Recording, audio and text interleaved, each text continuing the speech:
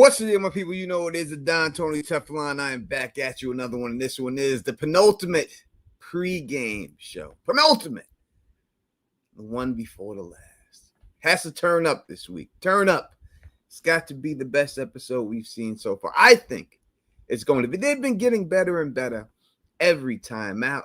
So I have no doubt that this is going to be the best episode that we have seen, because that's all we have seen this season. It's consistency of how great these episodes have been. And it have come so fast. It is so fast. And it was so many of them straight up that it is just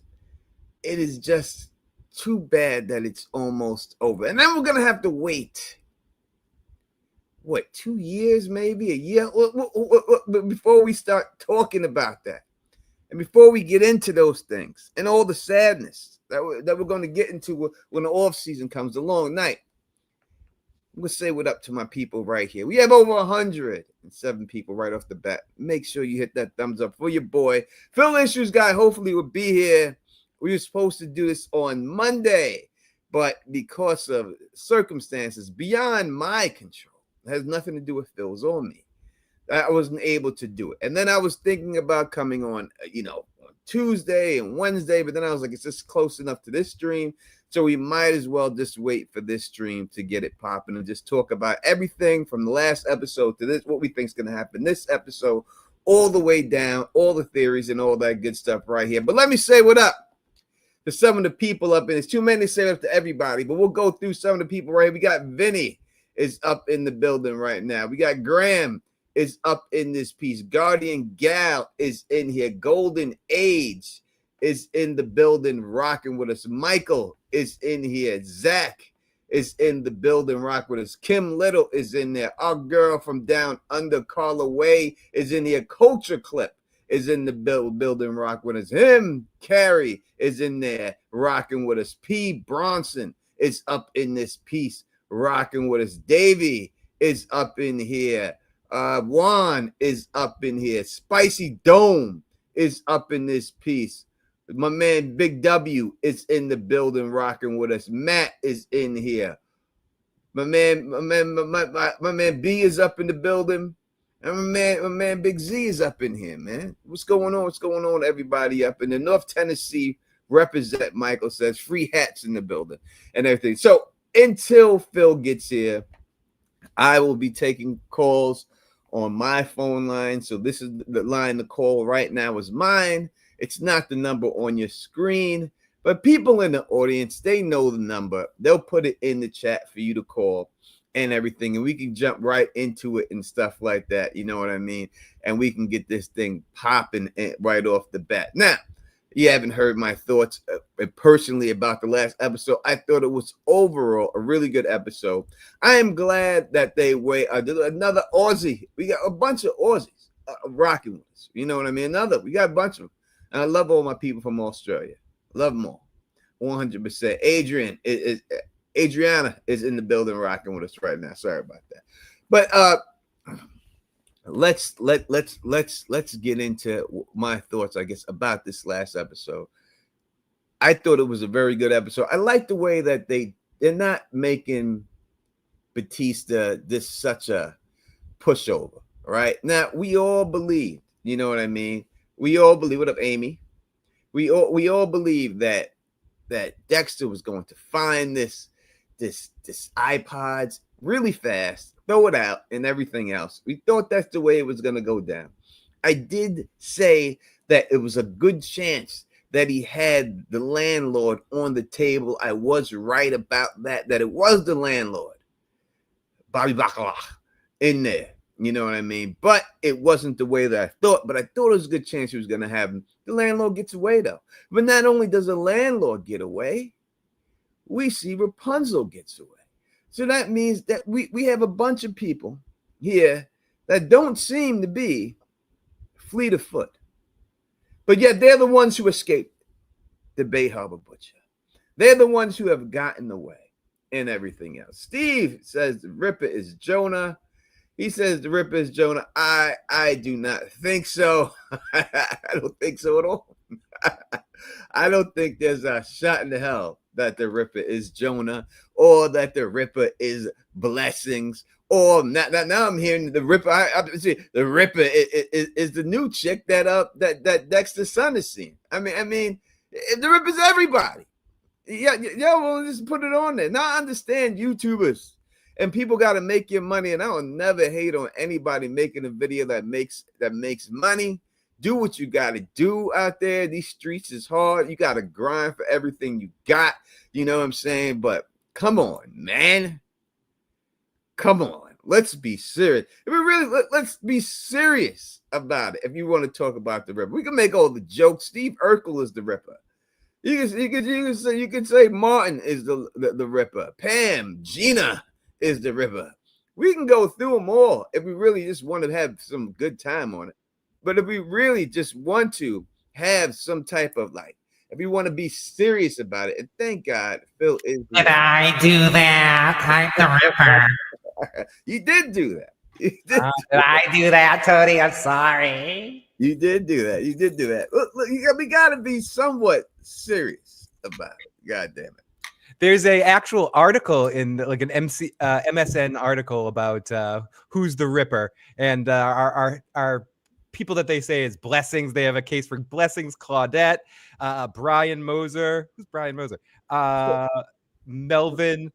We can go through them all real quick right now. Let's go. All right, Blessings being the Ripper. The man told you in the story that he's only killed one person in his whole life, and he's distraught about doing that.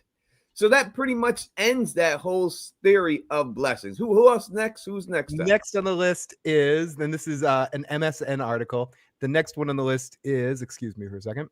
I got to scroll down. Jonah Mitchell. Jonah Mitchell is not the Ripper. They're just saying it because the guy held a hook one time in one video. He held the hook back in the day. If you want to say that, then we can just say about anybody who's ever held any type of weapon. So Captain Hook is the Ripper, guaranteed. Dustin Hoffman's Captain Hook. It's Dustin Hoffman. It's not him. The guy's not a big enough actor to be the Ripper. It's not what they do. It's not how they do. When they have characters who are main villains, they cast big actors for that role. He's not big enough actor to be casted in that role. It's just not going to happen. It's not him. Who else do they got? Ooh, next on our list is, and this is Claudette. No, Claudette is not the Ripper. Yeah, she's just chasing herself and almost got herself fired because she's the Ripper. Yeah. She really fucking hates herself, Tony. She hates herself so bad that she's chasing herself, and she's put all these pictures of all the people she killed on the wall. She didn't even know the weapon she was using to kill these people with, because obviously she was shocked when Dexter told her that it was more of a longer hook than it was a crowbar. So she didn't even realize what she's using to kill these people with, but yet she's the Ripper. Yeah, okay. I definitely think she's the Ripper. No, I don't. I think Claudette is a far more interesting character if she's not the Ripper. Brian Moser, Tony, what do you think about Brian Moser? No. He's Dexter's long lost brother and the infamous ice cream truck killer. He could be back. Yeah. We've seen him die. We've seen him get stabbed up. We've seen him chopped up. But yet somehow he survived that. Yeah, no. It's not. No. Melvin Olivia, is that the partner, Wallace's partner? Yep. Yeah. No. Now, if people wanted to say it was him, then I would not say that it's not him. It could be. That's the only one that has any viability because we don't know anything about him. That's the reason why it could be him, because we have no idea. We know nothing about him. So the fact we have nothing about him, we can't rule him out. And he's a little weird. He's a little weird. But I think if we've met the Ripper so far, he's the best. He's the best suspect. We've heard the voice of the Ripper. He could have put on a voice. He could have been, look at our good buddy Victor, Scott. The voices he does with animation. Then Victor's actors can put on, people can put on voices. And stuff. Yes, they can. He could have been. It's better than when people are trying to say that's Peter Dinklage doing a voice. It could be this dude. It could be. We've seen Peter Dinklage do a voice when he did when he played in the Avengers movie. When he did the dude that made the weapons. I don't know. Yeah, the weapon. He's with my hand. Thor. He needs the hammer.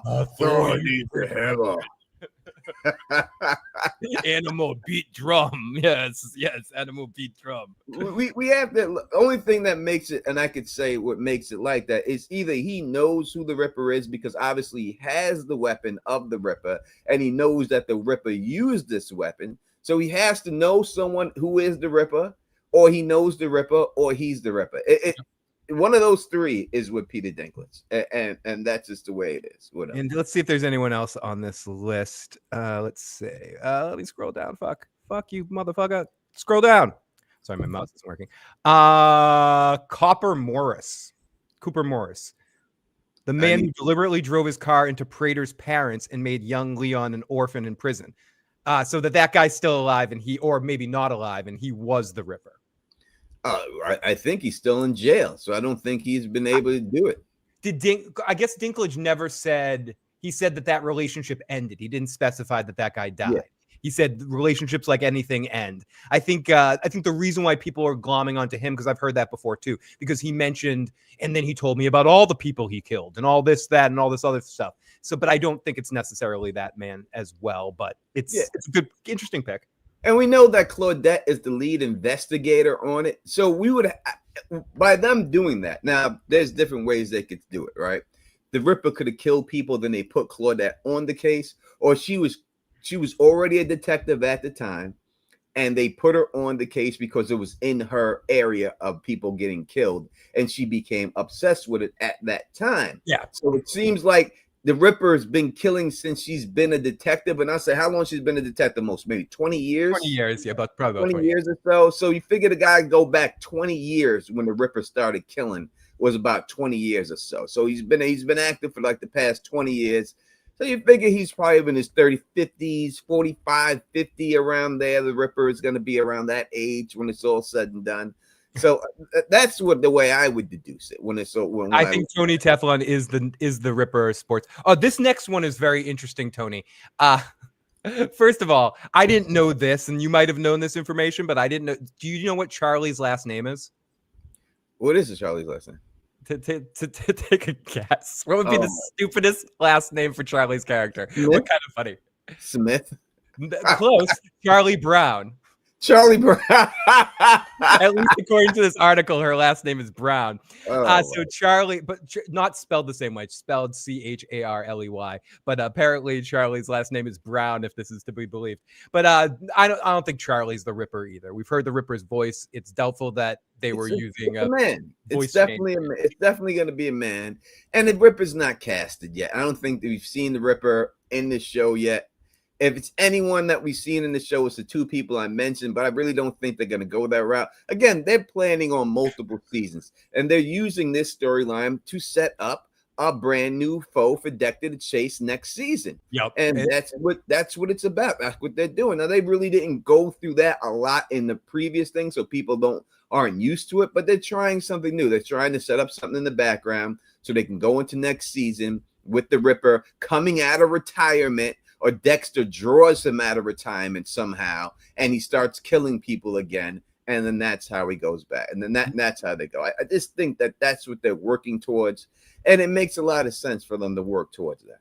And next up is Leon Prater, which I don't think is necessarily the Ripper, and then a few other ones, Al, Mildew. So basically, every character that was possibly on the show, they're saying is the Ripper at some point. The worst one is Harrison's new girlfriend is the Ripper. That's the worst. People are saying that. Yeah, people made videos on YouTube about it. I didn't watch them, but I seen the thumbnails. It's disgusting. It's like, listen, that's what I said. I know people got to get their views, and I'll never hate on anyone for trying to get their views, but anyone who watched that video is just foolish, because you could just look at it and know it's clickbait. But if you're, they say one's born every day. You know what I mean? And if you think that she's the Ripper, then I got a Brooklyn Bridge, and I would like to sign it over to you. So I got some mountainous land in Florida to sell you. I'll sell you a star in the constellation up there. You get to pick your own star, and it's yours. You own that star. Dude, that's amazing. Or I'll sell you those silver coins and they're from the Franklin Mint and tell you they're gonna be worth something someday. Trust me. Yeah. It's real fucking silver. It's like back in the day when Disney when they had them damn VHS tapes, and they were like, "You better buy it now because once it goes back into the vault, you'll never get it for the next 100 years." They were like golden too. They were like the Zelda card. They were in these like expensive things. And I remember my baby's mother's sister fell for it. She bought every fucking one of those things, and that's a worthless piece of shit. And it sit there. No one's got a VCR anymore. He could have stuck them since and left them since in those vaults. And that would have been the end of it. And that's the way it should have probably read in the end. We have over 230 people here. Make sure you hit that thumbs up comment. We should have at least 200 likes up in here. The phone line is open. We're using Phil's phone line. It's the one that's on the screen. 781-990-8509 is the number to call if you want to talk to us and state your whatever you would like to state about last episode or this week's episode, whatever you want to talk about, we want you to talk about and everything else. There's no doubt about it. We want to hear from you, the people out there. But what did you think about this week's episode, Phil? I thought it was pretty good. Not my favorite episode of the season, but it was, as you said in your review, it was kind of a setting up the table for the final two episodes kind of situation going on. And I thought for that, it was done really, really well. It looks like we do have, I don't know why it's not ringing. I don't actually hear the ringing. So let me see. Make sure I don't have something messed up here on my end, Tony. Let me make sure I'm figuring this out. I think I might have to flip this around a little bit. Give me 1 second, Tony. But I thought it was a pretty good episode.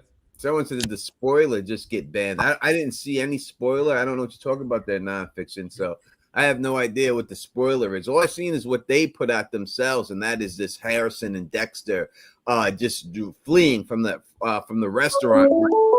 Like he's in Goodfellas going through the whole restaurant. Before we take this call, do you know what I really loved? Caller, 1 second call. I really loved that. Oh, they hung up. I really loved that our expectations were subverted. You and I, in last week's episode, both said without any hesitation that Ponytail was going to die in like the first 20 minutes. And the fact that they didn't kill Ponytail was probably one of my favorite sort of swerves for every other one was really easy to stop. Ponytail, I thought it was interesting that Ponytail tossed his phone out after he got off the phone with Dexter too. Like he kept that to talk to Prater, and he was like, "Oh, I forgot to text you." But then once he got off the phone with Dexter, he ditched the phone like, "Fuck you! I know you're up to something." I don't know if he knew that Dexter was up to something. I think he did. I think that's why he was out. I think he was out because he got something. He felt something that was going on. Yeah, he had like a sneaky spider sense of some kind that he wanted it too much. You know, like he was stinky. Because there's no way, as popular as Hamilton is, he didn't know that it was a rap show before he went in there. Exactly. That's a good point, Tony. Area code 646. What's your name? Where you calling from? And what's your stuff? Business. What do you want to talk about? What up, gang? It's Mike. Had to check in with y'all. You know, I check in every day before the episode starts. Awesome, Mike. Sad that it's coming to an end. I'm gonna miss chopping it up with y'all. But I wanted to say two things. One thing is, I'm kind of tired of everybody talking about the Ripper because, like, we're not getting that this season. Like, I feel like we looking past what's really about to happen. Like, we really got some real static going on with Prater, Dexter, Charlie. I feel like the odds should be on that right now. You know what I mean? Like, I feel like we're building it up well. And I feel like we're looking past that and people just want the Ripper stuff. Like, we're not about to get the Ripper's tea in 2 episodes. They might give us another little sneak peek, another little egg like they gave us with the classroom little lecture thing. And then, I just really want to say that. I want to hear what y'all thought about that. Yeah. I'm with you on that one, man. And like, I think, and I'll pass it over to Tony here. I said it last week too. It's like, as much as it's cool, I think it's interesting. It's just strange to me, or interesting strange, not bad strange, that the most popular question right now is who the Ripper is. And part of that, I think, I don't know if Tony will agree with this, it's because they didn't pay off the Suicide Squad serial killers. So there's not much to figure out for the rest of the season. We kind of know what's going to happen for the rest of the season. And the only real decision is if Prater's going to be on the table or not. We know Dexter's going to win. So like, that's the next big thing to kind of figure out. Tony, what do you think about? Yeah, I think it's a condemning on what they did with the serial killer Suicide Squad. The fact that they took them out so quick that it became so boring. the way they were taking them all out, that people have to grasp onto something else. And they're grasping onto this Ripper thing because that's something they can't figure out. We all knew what was going to happen to those other guys right off the bat. It was very easy for Dexter, and people could say what they want. Oh, Dexter's this and that and everything else. Again, to me, especially the Gemini Killer, was handled sloppily. They could have did a much better job with that, and I think that's the reason why people are looking for something else. Yeah, I also wanted to say, I'm not saying last week's episode was whack, because like I don't think there's been a general whack episode in this whole season.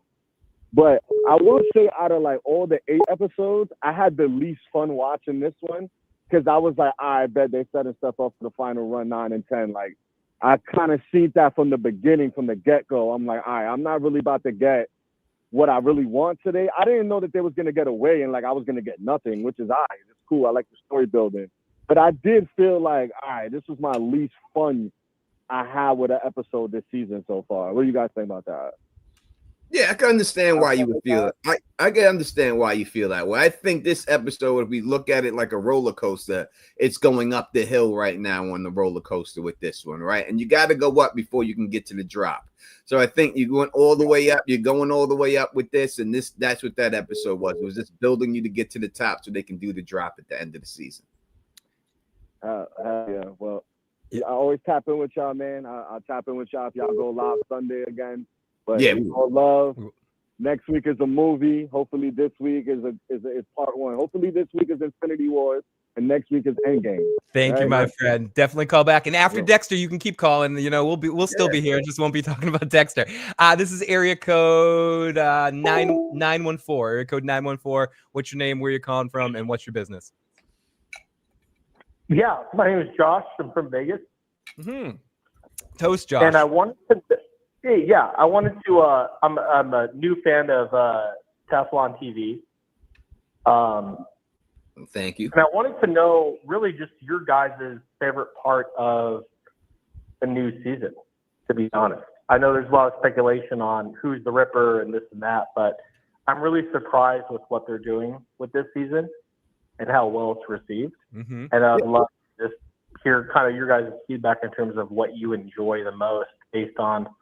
We know that they're doing these seasons because of fan backlash towards how it's been poorly received in the past, you know? Yeah. So I just love to hear kind of like what you guys are enjoying about the new season. We know that there's a few more seasons left. Just some feedback on that. I'd definitely love to hear it. Yeah, I would say real quick before Phil jumps in. I'm sorry, Phil. I would say it's more than just my favorite part of the season. To me, my favorite part of the season is just Dexter being Dexter again. It feels like the early seasons more than the late stuff that we got. And that's what I really like about it. It's not really one specific thing. It's just the whole vibe of the show and how it's coming across and how they went back to basics. That's what I like about this season the most. What about you? I would absolutely agree with that, Tony. I'm with you. That would be one of the first things. The other thing I just need to... Yeah, that would be one of the things I would say as well. It just feels like we're actually watching Dexter again, from the editing to the music to everything. The other thing I need to applaud this series for is, and I've said this a few times this season, and I have to reiterate it, I did not like Harrison in New Blood at all. I was one of the people that was most like carrying a picket sign. Fuck Harrison. I do not want a sequel series. Somehow through these 8 episodes, they've made me like Harrison as a character. They've written him better. He feels more fleshed out as a real human. I actually give a shit about him and give a shit about his storyline. I started this season being like, it's going to be bullshit Harrison. Let's get back to Dexter's story. And I don't feel that way. I'm actually invested in Harrison's story, which is something going into the season I did not think was possible. So I think the surprise that they were able to sort of and who gives a shit what I think, but they were actually able to turn it around and make me like the character that I despise in New Blood is actually pretty awesome. And that's probably one of my favorite parts of the season. They actually made me like Harrison. If you don't mind, I have one other question for you guys. Please, go for it. A lot of the fan speculation, and this show is like dear to me.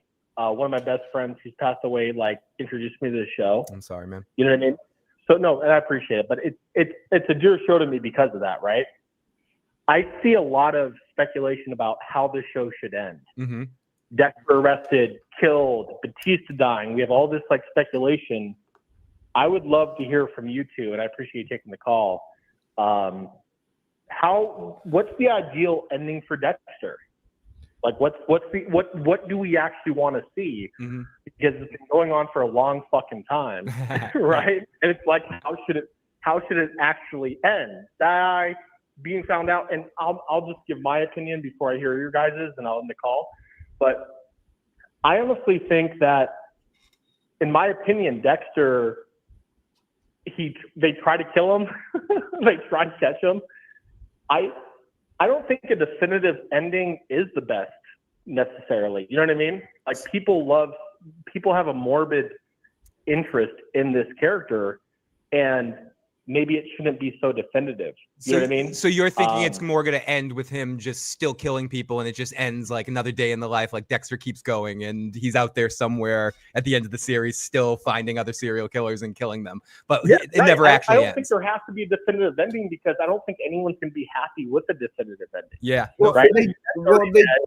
They did that. They did that with the whole Bo thing, and it didn't work, right? So I don't think they're gonna do it again. I would say, me personally, I would think that Dexter should get caught, and when he's about to go on trial, he gets killed by one of Rita's kids, gets shot on the courtroom steps, and that's how it should end. I think Rita should get justice for the wrongness that's been done to her, and I think that's how it should go out. It should be one of Rita's kids kills him while he's going to trial, so people know it's him, so he's been exposed, he's about to go on trial, and then Rita's kid kills him, one of them. You could anyone would work, and then that's how he dies. He dies that way, and that's it. I think that would be the best ending. The way that you're talking about it makes sense, because it's against the norm, right? Like, there's no perfect ending. It's kind of like a Goodfellas, Casino type of vibe, where it's not expected. He's about to get justice, and then someone you're not expecting kills him,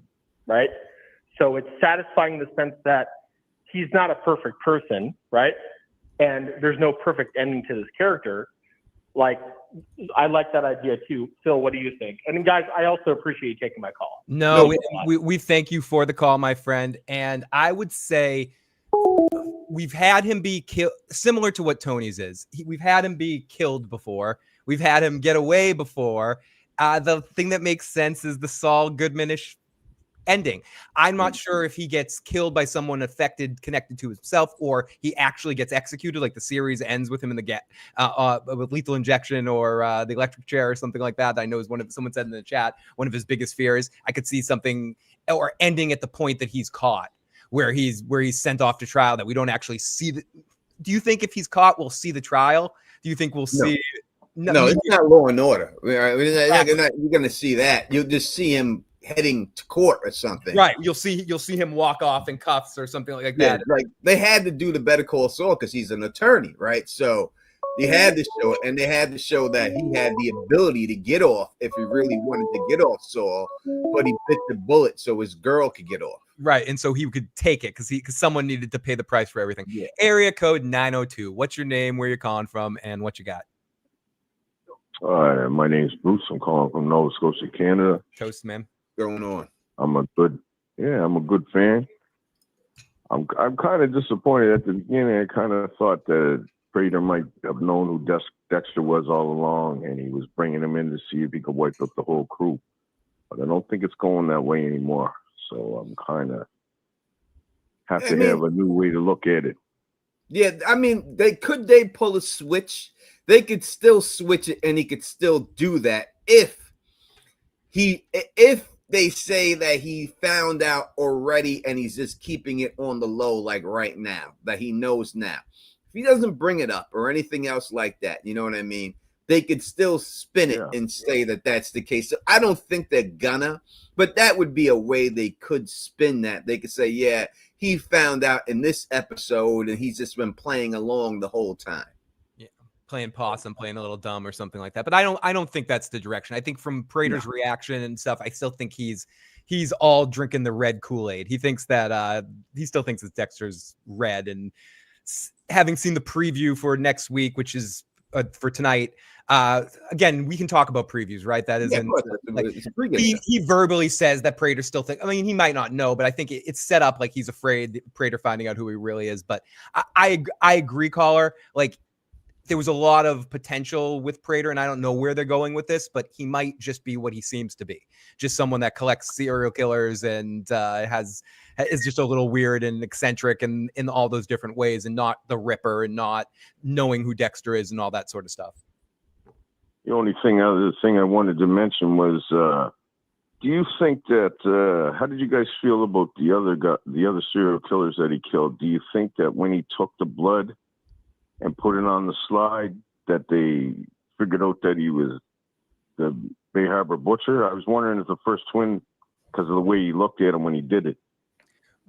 Well, with Neil Patrick Harris's character, he told him. I don't think Jessica Jones. I don't think Lady Vengeance knew before she was stopped, and I don't think do you think the Gemini killer knew at any point? Did he sort of put it together in the moment? It didn't seem. No. Well, the only reason I say that is because they would have saw the blood slides in his trophy room, right? Mm-hmm. They did visually see the blood slide. So if they had a moment of clarity in that moment to think about it, maybe they could put it together. But I'm guessing someone like the Gemini killer is too egocentric and focused on himself to know the details. Like, he probably didn't even look at all the trophies in Prater's thing. He's right, because he's better than them all. That would be my only case with because he's such an ego on that dudes that they wouldn't even sort of spend the time to worry about what other people's things are. Yeah. Lastly, anyway, I'm glad you guys took my call. I'm actually watching you right now, so it must be a little bit of a time delay, but I was surprised I got through. What do you think the deal is on Harrison's new girlfriend? You think she's got any connection to the Ripper? No, not at all. Not at all. She has no connection to the Ripper.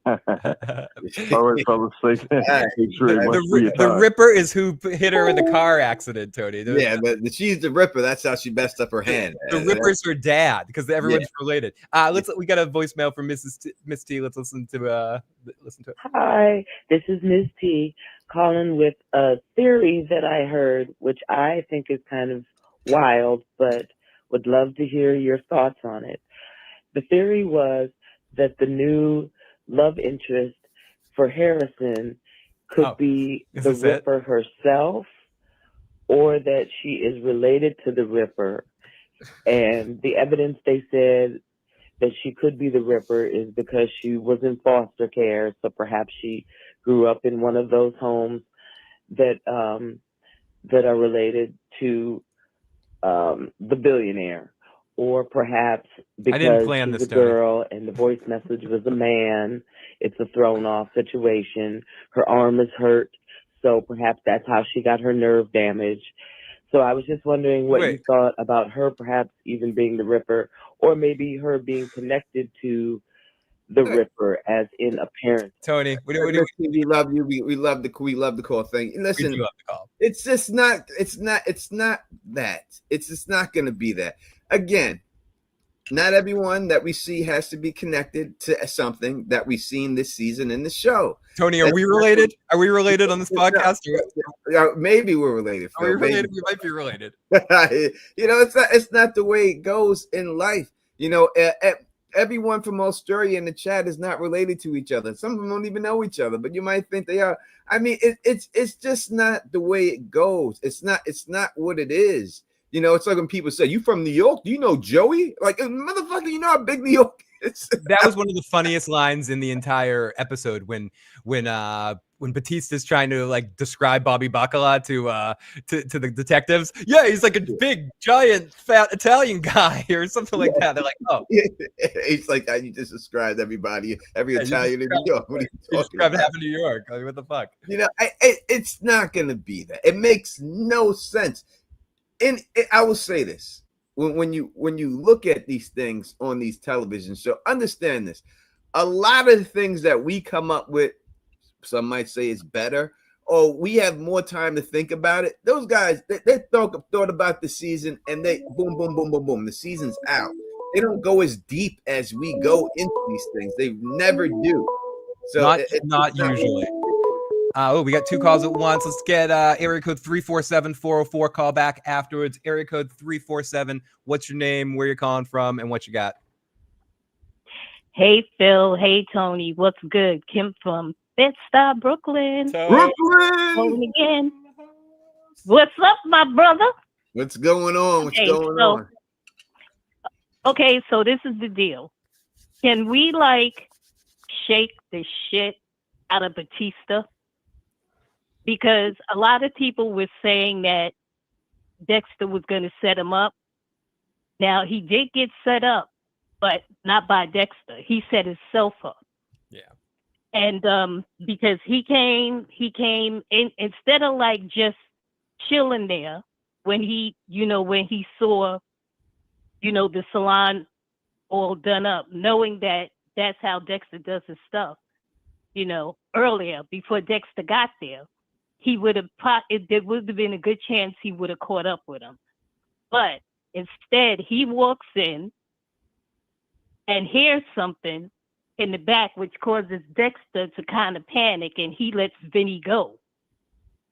Because that's how Vinny got out. Because I think Dexter took the knife and cut him free so that he could be a diversion for Batista, and Dexter could duck out the back door. Caller, I have because a quick... you saw how... Oh, Go ahead. I have just a quick question because I'm gonna. Well, Tony, I will talk about this later. Do you think if Batista didn't show up, Dexter was gonna kill Bobby Bacala, or do you think he was planning to let him go the whole time? No, I think he was planning to let him go the whole time. I really, truly believe he was trying to scare the shit out of him.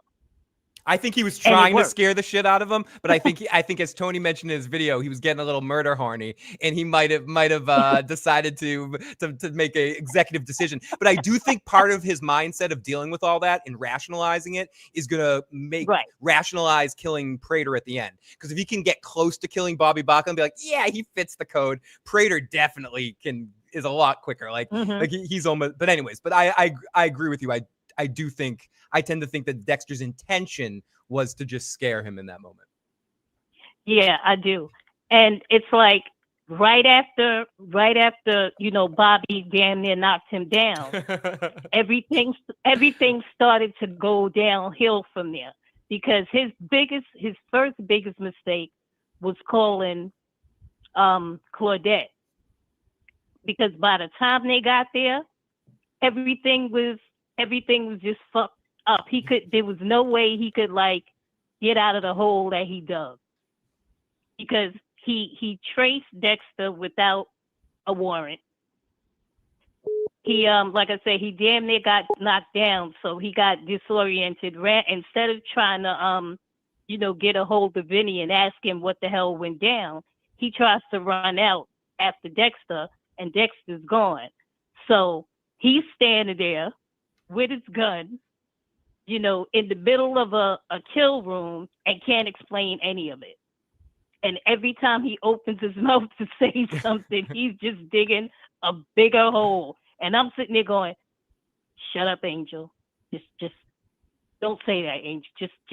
I just wanted to shake him. And I feel so bad for him, because now his credibility is done.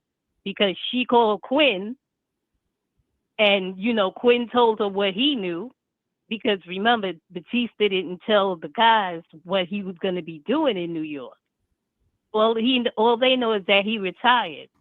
So he just screwed up his credibility is done. Unless he can come up with something to counteract that, his credibility is done. He's retired. He's trying to solve a case that he has no business solving, because he's no longer a cop.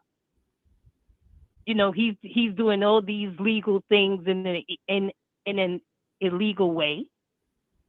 It's just like, by the time it was all over, I was just like, damn, man, what the hell are you going to do now?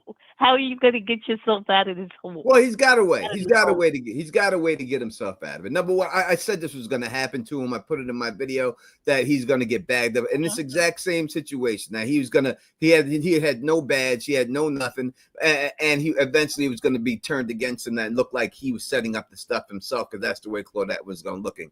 All he has to do all he has to do, because these people are evidence-based. That's what she said. She specifically said, we follow where the evidence goes. He's got to get the footage of Harrison with the watch. That's what that's all he has to do. And that's what they're setting up. Now, whether they show it this season or at the end of the season, he gets that. But that's what he has to get. He just has to get the video of Harrison picking up that watch, putting that watch in his hand. And then once he has that watch in his hand, then that's all he needs right there. That's the proof they need that tied Dexter and Harrison to the whole situation. But until then, he has nothing. But he needs that. And that's not enough to get Dexter convicted, but it's enough to get her looking into it more. Yeah. Oh, one last thing. Cooper, he's dead, so he can't be the Ripper. The Ripper. Because Prater told Dexter that Cooper didn't even make it to his 50th birthday. So Cooper's dead. So there's no way he can be the Ripper. Absolutely. He's dead and gone. So yeah. The Ripper's not going to be solved this season. They're not doing No, it's not.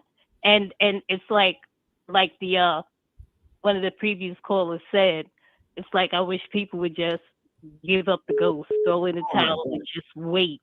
I just figured out until it's time for him to be brought out. I just figured out how Dexter gets out of this season and does everything. I'm gonna make a video on it. I just figured it out right now. Just hit me.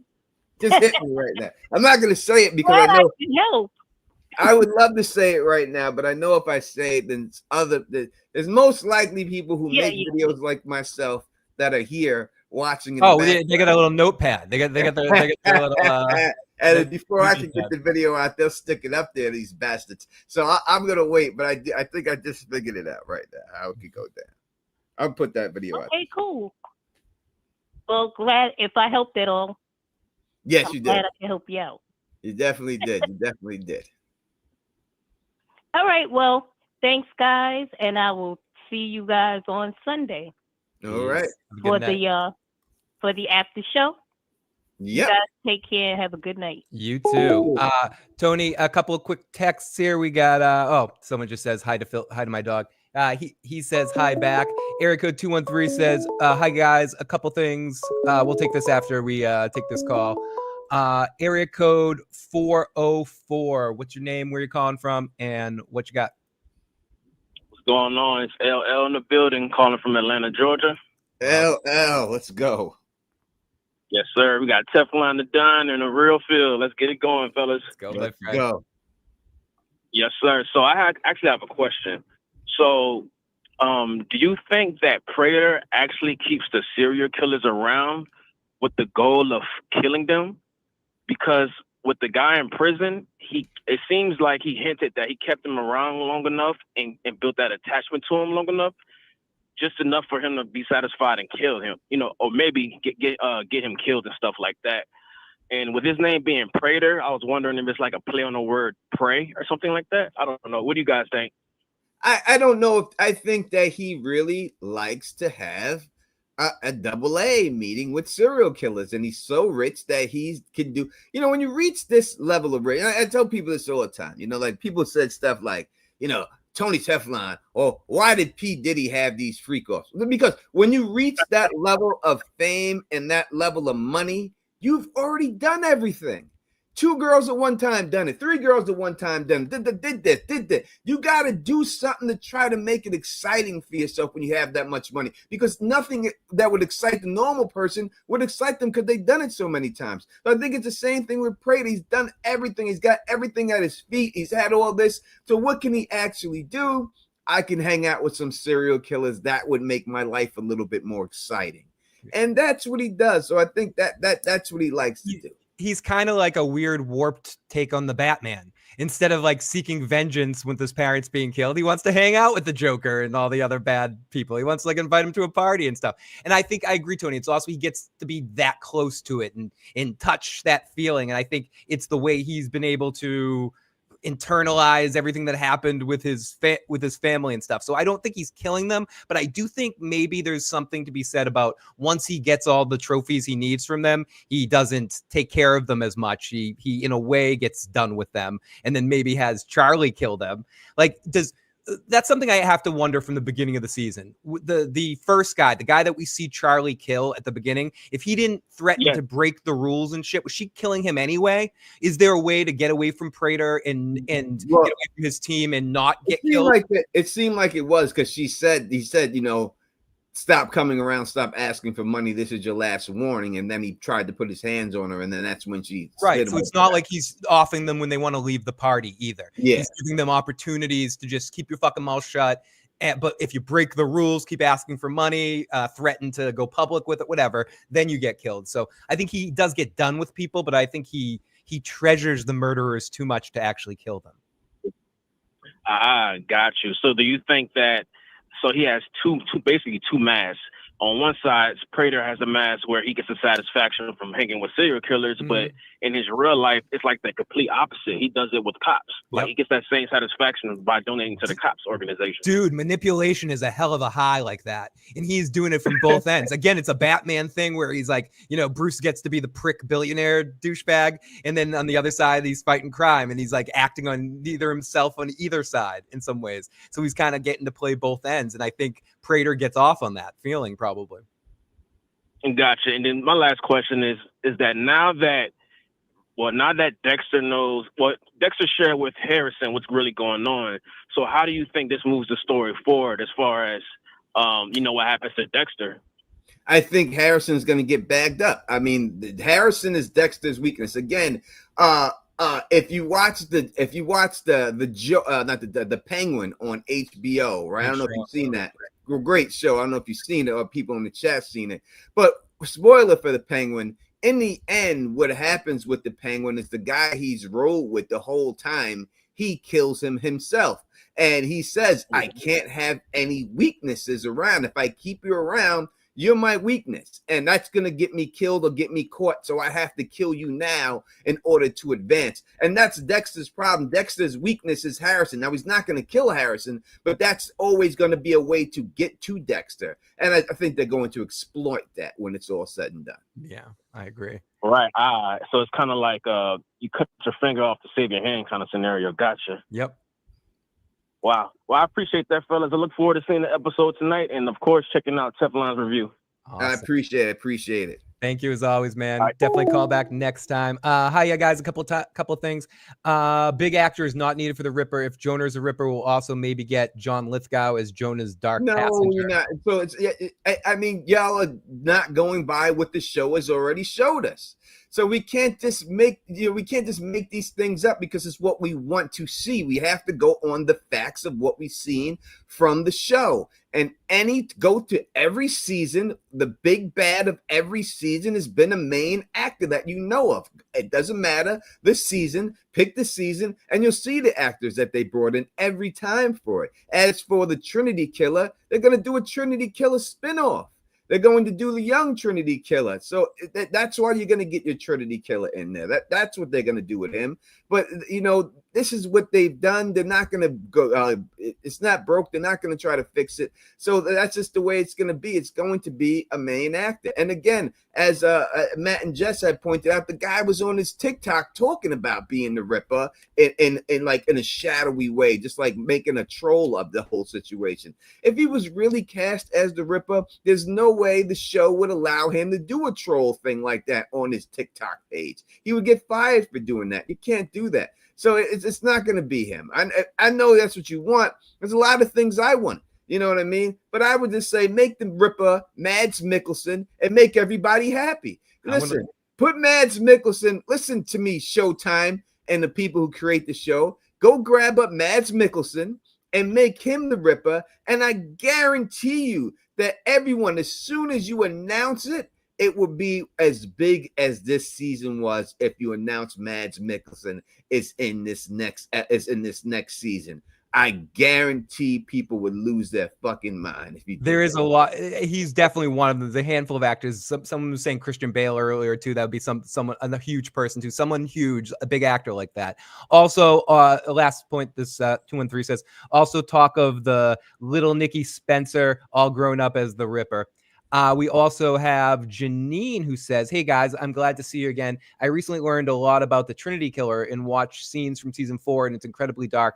I hadn't seen all that before I watched the later seasons. Could the Ripper be scarier than Arthur Mitchell? Also, why don't the producers have Julie Benz Rita's actor in the show? She seems to be a part of the want to be part of Dexter Resurrection. I think they're trying to limit the actors, even because everyone except for Batista has just been sort of like a quick cameo. Tony, I don't know how much. I've seen an interview with her. They did it dirty. She's not happy with the way they did her. They did it dirty. She said in the interview. I'm going to see if I can get her on. We'll see if we can try to get her on here. Yeah, let's talk to her about that. But from what I've seen in the interview, they did it dirty. She wasn't happy about the way they did her at all, about the whole situation, and that is the reason why she's not on the show, because she didn't appreciate what they did to her. And in her words, they didn't do it. They would do her right. So. And we got one other text from 609. 100% think that Dexter will give the blood slides of the killed serial killers to Prater. I own you, Red. Mia in episode 4 said Prater likes to collect wine and people. I think he's just gonna, when he kills Prater, he's gonna take back his old slides and then get all of his. Yeah, that's gonna be it. He's gonna grab his old slides back. That's what's gonna. Thank you for becoming a member, Melissa. Thank you so much. We really appreciate it. 100%. You know what I mean? We truly do appreciate that. Again, when we look back at the things, Dexter he's been very sloppy, especially lately. He hasn't got that same swagger that he's had when he was younger. It all has to come back to bite him in the end. Obviously, it's not going to be this season. We'll see how they end off the season, if they can give us a cliffhanger season or something like that. And tonight is going to be a really important episode, because so much that 9th episode in these types of shows kills it. And episode 10 has a lot of setup for the next season. We got another voicemail that we got while we were on the phone with somebody else. This is from 870. Hey, how's it going? I just wanted to say, I can't be the only one that's kind of sick of the whole Ripper nonsense, right? I mean, don't get me wrong. I'm sure the Ripper is relevant to story in some way, but not necessarily this season. I don't see how the Ripper plays a part in any way into Dexter Resurrection this current season. I don't know. Everybody's speculating like, oh, the Ripper's blessing. Oh, the Ripper is, this or that. Do you know what's funny, Tony? We got the gist of what he's saying. Yeah, and what's funny about that call is that he says no one, everyone's talking about the Ripper, and then he talks about the Ripper. He starts going through it. It just keeps talking about it. People can't get over this Ripper shit, and I think it's I get it. Yeah, because there's nothing else to talk about. What do you want to talk about? Is Harrison going to work out with this girl? All the other theories are shot to shit. Rapunzel was going to kill Harrison's girlfriend. Out of here. Everything else that they said is shot to shit. All the things, so they have nothing else to go on. So they have to go with the Ripper. They haven't given you anything to really hone in on. No mystery or uncovered stuff. They're giving you nothing. So you have to start making shit up. And then people have nothing they want to make up. And then in the end, listen, people just want to say something. Again, I say it like this, and I've said it before, and you hear me say it again. A guess is a guess. That's fine. A theory is something that has proof that points towards that situation. It's not a theory just because you're guessing. If you guess, anyone can make a guess. We can all guess right now. I'm guessing the Jets are going to win the Super Bowl, right? I have no evidence that points towards that, and the history says I'm not going to. Right? I would say evidence points against it. Yeah, I points against it 100%. History points against it, but it's a guess, not a theory. There's no theory on it. So if you're going to say theory, you need to have some evidence that backs it up from the show, that you could point to from the show that points in this direction, that this is the way they're going to go. Tony, it scrolled by a while ago, but somebody had a question or comment about saying, I hope Tony and Phil see this. It was something along the lines of, is Dexter still in a coma? Is resurrection not? Oh, here it is. Wait, here it is. Let's see this one. This is interesting. Theory of Dexter still being in a coma the whole time. The song Staying Alive is taught in a lot of CPR classes. Is this a coincidence? I hope Tony and Phil see this. Tony, we saw it. What do you think? I think last season would be the season to have done that. If they would have did that, you know what I mean, last season, I think it would have worked. Because then you could have had Angela Bishop. She could have been like one of the CEOs who was nice to him, and he pretended that he wanted to have a date with her. You could have had all the things like that would have added up in the end. You could have had Kurt being the prison, the guy who ran the prison. That's why he hated him so much and everything else. You could have really did it that way, have him wake up and then have him get put there. It works that way. So will they do it this season? I don't know. I understand what you're saying with the whole staying alive thing. It does make sense, but I think that if they do all this 3 seasons, and in the 3rd season they come and they say, "Oh, sorry, it was all a dream. He's really been it's going to be a shitty ending again, and people are going to lose their fucking mind."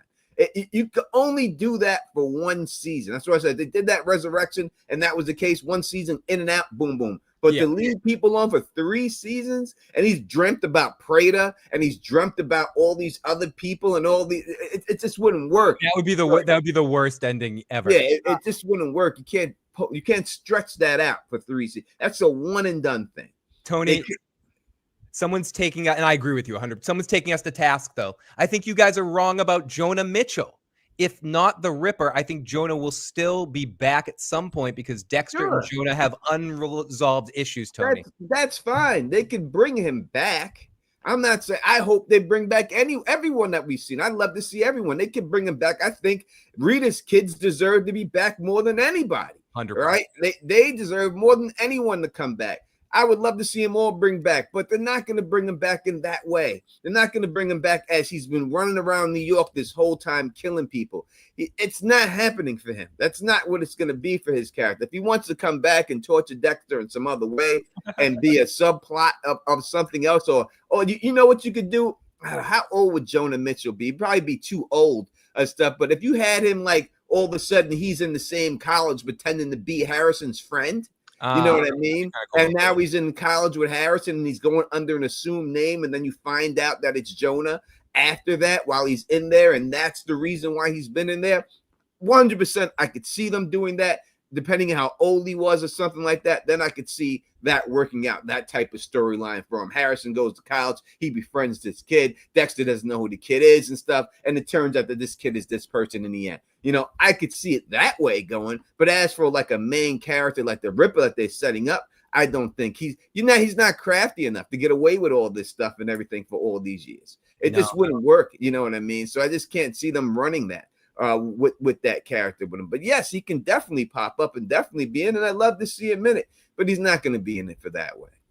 Now, going back to the last episode where at the end, Prater coming in and everything to do with bumping into Dexter and Harrison and all of that. And first of all, with the ponytail guy, do you think we'll see Dexter get to him at some point, either the end of this season? You mentioned something in your review. I tend to see maybe will this be the one guy that gets away, or will Dexter? He's gone. He's gone for now. I mean, if he travels to Wisconsin or something, you know, but besides that, he's gone. He's survived Dexter. He's the one that to survive. And they could have done it to set it up for something else later on. But in the end, this guy's not this big killer. He's a heavy set man who takes out women.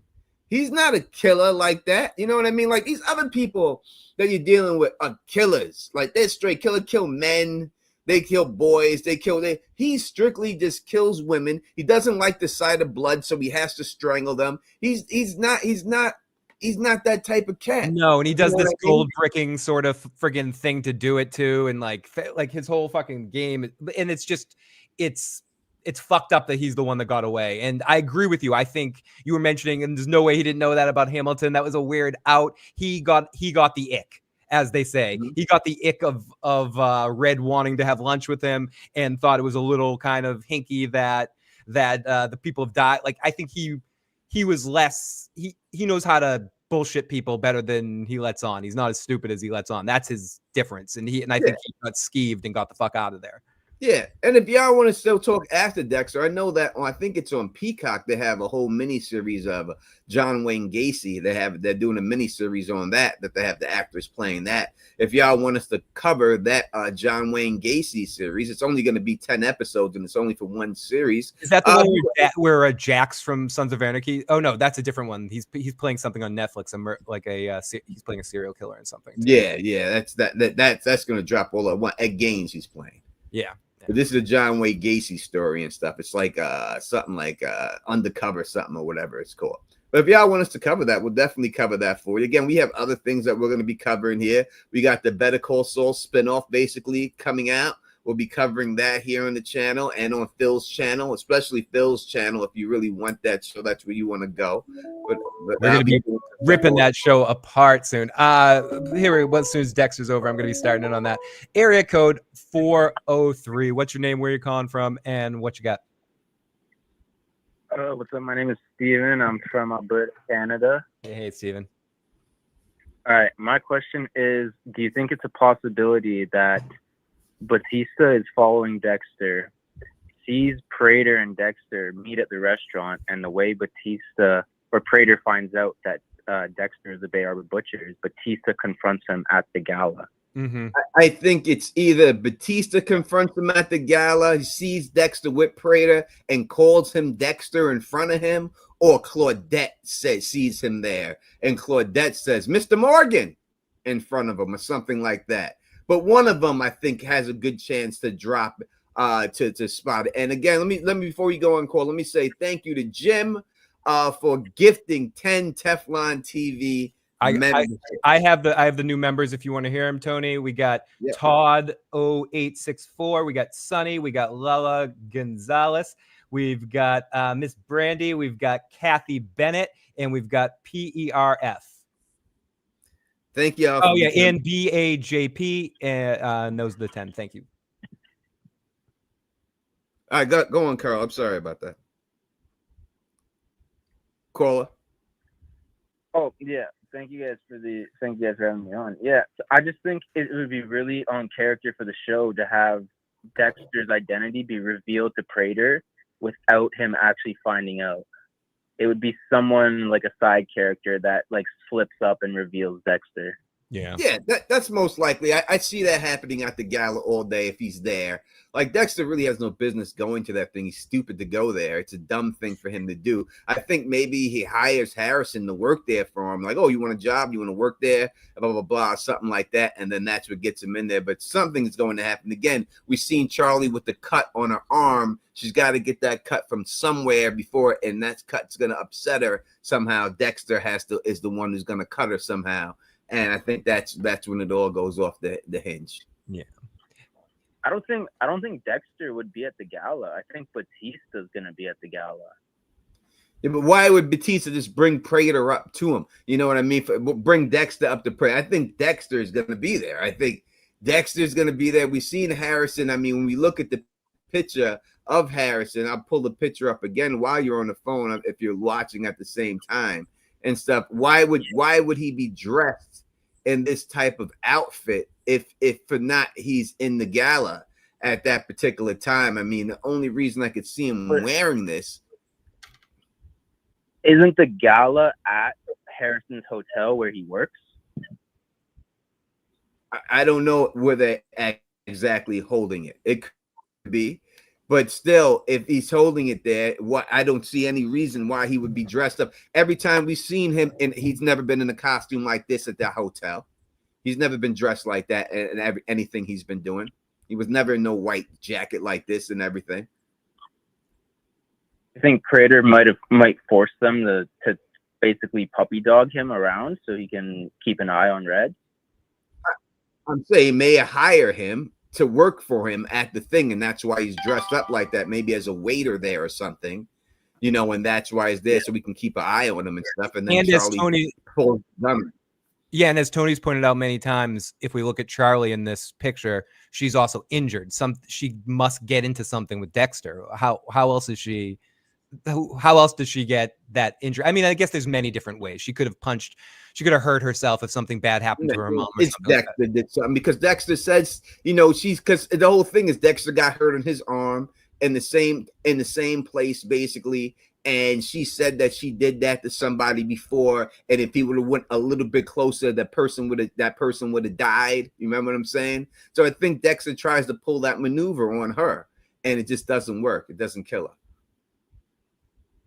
Okay. Thank you guys for your insight. Thank No you. problem. Thanks for the call. Yeah. And 360 says, if Prater finds out Harrison is a killer, will Prater welcome him to the club and try to drive a wedge between Harrison and Dexter? Will Dexter fall for it like with Kurt in New Blood? One thing I do want to mention about Prater, because we can talk about the preview scene, which probably will be an early scene. These preview scenes have been like the first scene of the episode. Yeah. We know that Harrison fanboys Prater a little bit. Yeah. He goes when he's like, oh my God, Dexter, oh my God, Dad, Prater? He's like, he's the best. He's XYZ. I forget exactly what he says, but he seems to like fanboy Prater a little bit. Yeah, he definitely does 100%. He's a billionaire. I mean, why wouldn't he? I'd say it's the easiest way is somehow Prater gives him the money to go to college for all the years he's there. And somehow he gives him some type of scholarship and pays for it some way or something like that. You know what I mean? I mean, what the caller said, would he protect him for doing it? I think he would. Prater would. To keep Dexter close to him, I think he would do that 100%. Is Prater's obsession with murder? This is such a horrible question. Murder in general, or is it just serial killers? And does Harrison even count? Would Harrison be? Yeah. Harrison has. But how many people has Harrison killed? 2? Yeah. I think. I think it's serial killers that gets him off. I don't think to forget the term. Forgive the term, Tony. But does Harrison fit the code like Prater's code? I don't think he quite does yet. Yeah, no. Well, the one guy he talked to just killed. Well, the guy said he killed somebody before too. Yeah. So he had 2 notches. He had 2 notches on his belt. So maybe Harrison does fit it for that reason. Maybe because he's family. Once he figures out that he's the son of the Bay Harbor Butcher, there's like some synergy there. But as Jane Doe in the chat says, he doesn't have enough bodies to qualify for Prater's club quite yet. Maybe eventually. Yeah, that's probably what it is and stuff like that. And we got another text here from 201. Let's see. Have you seen the picture of Blessings with a sword? It was out a while ago, but I haven't seen the episode yet. Maybe that's we talked about that before. We talked about the sword. Is that how Charlie gets cut? Is the caller the text? Listen, if he goes in there, it seems like Blessing is outside when he's in the junkyard. It seems like almost when he's swinging that sword out there. He's got space. He can't do it inside of the thing. So and Dexter's there in the scene too. So maybe he comes to Dexter's rescue at some point. And he has to go back to his old ways one last time. He's like the last samurai. And he gets his machete out there and he has to go to that dark place one time to save Dexter. Or something happens to his child or something like that while he's there. That would be the only reason. Something really bad has to hurt him in order for him to go to that place again. And to me, it would be like the death of his child or something like that. Or the kidnapping of Harrison. Dexter says they kidnapped my son or something like that to get him to go out there and be his backup. I'm supposed to feel something right now. My son is gone. I need to take him. Okay, a couple people have mentioned this tonight, Tony, and I guess it's worth mentioning because I think this is the first time we've streamed since it happened. So, Original Sin has been canceled.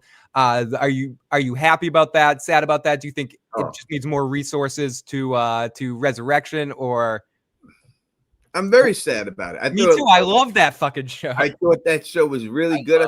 I think when it came to like prequel shows, this is probably the best casted prequel show actors that they've ever done. And they done that for no good reason. They canceled the show. See, this is the thing that these shows do. You gotta let a show breathe. The show may not have given you the ratings that it did that season, but after this Resurrection, it definitely the numbers would have spiked. Oh, absolutely guaranteed. If they would have just gave it another season, the numbers would have spiked because of that.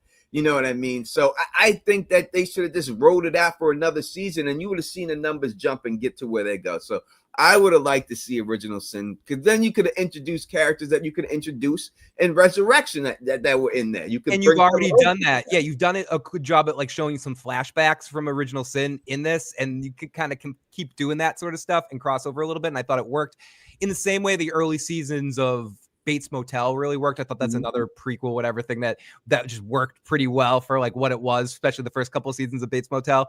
And I think this kind of had a similar feel to it. Didn't take itself 100% serious, but it nailed the casting in almost every situation. And similar to Resurrection, they really filled it with like a star-studded group. Like it was a really good kind of cool cast, and I'm gonna miss it too, Tony. And yeah, 100%. I think they jumped the gun with that. And will be. I'm gonna cover Tulsa King this season. If Phil wants to cover, oh, I can't.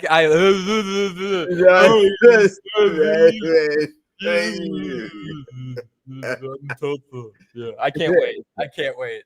Yeah. If you don't want to hear a lot of that, don't tune into those shows. Sly will be aware. I actually, if I was still, I'll talk to you about it afterwards. But I went to the wedding of one of Sly's family, and he was there. I didn't really get a chance to talk to him, but I don't have that connection anymore, Tony, as you know. But it was through my other half that you met. Yeah. But yeah, no, it would be great to get Sly on, but I'd just be doing this in his face. He's a real nice. When I met him the one time, No, I bet he's a really good guy. But the funny thing was, like, the best part about when I met him was like, he's Sly Stone, but he was kind of like bowing down to Chuck Zito. Oh yeah, like when Chuck showed up and he was like, Chuck, like he was bowing down to Chuck. You know what I mean? Like, but Chuck Zito is probably the nicest guy you'd ever meet in your life. Like, he's just a cool motherfucker, Chuck Zito. But he definitely, I was like, and I said it too. I said, damn, Chuck Zito's the king of all Italians. If anyone wants a good kick, you can check out Chuck Zito and Batista in HBO's Oz. And I think they fight in a couple scenes too. Yeah. Oz makes you scared to go to the bathroom and stuff. Oh, dude, just talking about it is fucking horrible. But if you think about how many awesome actors that are just so connected right now and working right now that came from or that were a part of Oz, it's just ridiculous. You know, J.K. Simmons is another one that everyone obviously knows. But there's Harold Perrineau from out of BC. I'm not going to try to pronounce his real name, the Cock Merchant, and Mr. Echo from Lost. So many people. Ryan O'Reilly, the progressive gremlin, or whatever he is, whatever his thing is. Throwing in Al Yankovic as the New York Ripper. Weird Al would be a good one. He'd be a good pick. He would be. That would be hilarious if Weird Al Yankovic was. He needs to do a villain turn. That would be unexpectedly amazing. That would be. Oh, Mayhem from the insurance commercial. Yeah, he's Mayhem from the insurance commercial. Ryan O'Reilly. Yeah. Hey, so yeah. What up, Jackie C? She comes right after the memberships are gifted. Jackie C. Remind me never to go to the casino with you. Whenever I'd love to hang out with Jackie C. She seems like cool people, but I would never gamble with her. No, we can't. If we're playing craps, if she's playing pass, we're no pass the whole time, Tony. We're the house. She's betting black. We got to go red over. We got to do it. Unfortunately. In fact, I do want to go to the casino with Jackie C. Jackie C, you're a sure thing. Go to the casino with me. Yeah, it's definitely sure win then if we bring exactly. it. Whenever she bets, we'll bet the opposite. We win. Yeah, we win every time. We love you, Jackie. We love you. We're kidding. We're saying this because we know you can take it. We love you. We love you 100%. Okay. So sorry. Area code 951. I saw a theory where Prater recorded Cooper Morris's detailed confessions to the Ripper's murders and is sending those to the police. Ripper's murders stopped because Cooper went to jail. However, Prater gets off by still torturing victims and families with the recordings. Is Prater not the Ripper, but he's the guy that's setting up all the recordings and setting everything up? They've done too much to set this character up, especially by having it in the background from the beginning, showing it, and then playing the voice for that not to be a character that they're eventually going to show. They're making a whole plot line up for the New York Ripper, and that's just what it's going to be. In the end, they're going to show the Ripper. We don't know exactly when, most likely next season, and that's what it's going to be. Yes, Jackie C, I'm trying to get you banned from casinos because you would be a literal sure thing. What do we think Prater did with Gareth's body? I think the next time we see Prater's vault, it would be funny if he has the bodies of Gareth and Lady Vengeance preserved. like he stuffs them and puts them like. Yeah, we've seen that. By Kurt did that, so they're not going to run that already. We did that last year. I think Prater, the billionaire, doesn't own a funeral home with a furnace. It's like, gone. You just know it's gone. It's just gone. Doesn't matter what we did with the body. The body's gone. You know what I mean? That's just the way they're gonna run it. We got Zach here with a super chat. Thank you so much, Zach. 1 second, KP. We'll get the call in a second. It's KP calling. We'll read Zach's super chat first and then get KP on. Yeah, it's Zach says, do you think because of the cancellation we will get Resurrection season 2 by this time next year with all the money? I would hope so. But it all depends how much they have written and then what their plans are for it. You know what I mean? Tony, someone said this in the chat earlier, and other than only murders in the building, Zach, you might be a Lego maniac, but unfortunately, I think we're at the days of a series coming back within a year, unless it's something like Only Murders in the Building is like the only show I know of that has like a 1 year turnaround. And that's because it's basically a theater show in a freaking thing. They don't have to film any extra stuff, but nothing has a 1 year turnaround anymore. They'd have to shoot in the wintertime right now. Like they'd have to literally start shooting right now in the winter and have a whole winter season of it in order for it to be turned around, for it to be out this time next year. Now, I don't even know if that's enough time, but they'd have to start shooting right now. And no one wants to shoot in the winter. No one wants to shoot in the winter. No actor wants to shoot in the winter. Best we're going to do is two years. Yeah, probably 2 years. But you may get another, when next time Dexter comes out, then you get the Zodiac show. Then you could have one year, one the next year, one year. And that's why Original Sin was awesome, because we had the Original Sin on the off point, and that's where I don't want to get into this, but that's where HBO screwed it up with, I think, the release of like Holding Back Duncan Egg, which they didn't refilm, they just held it back. And we're gonna get House of Dragon again before where they should have cut it. I just think they were set up perfect to kind of balance that out, but instead they've screwed it up again, Tony. They got nervous. I think they got scared.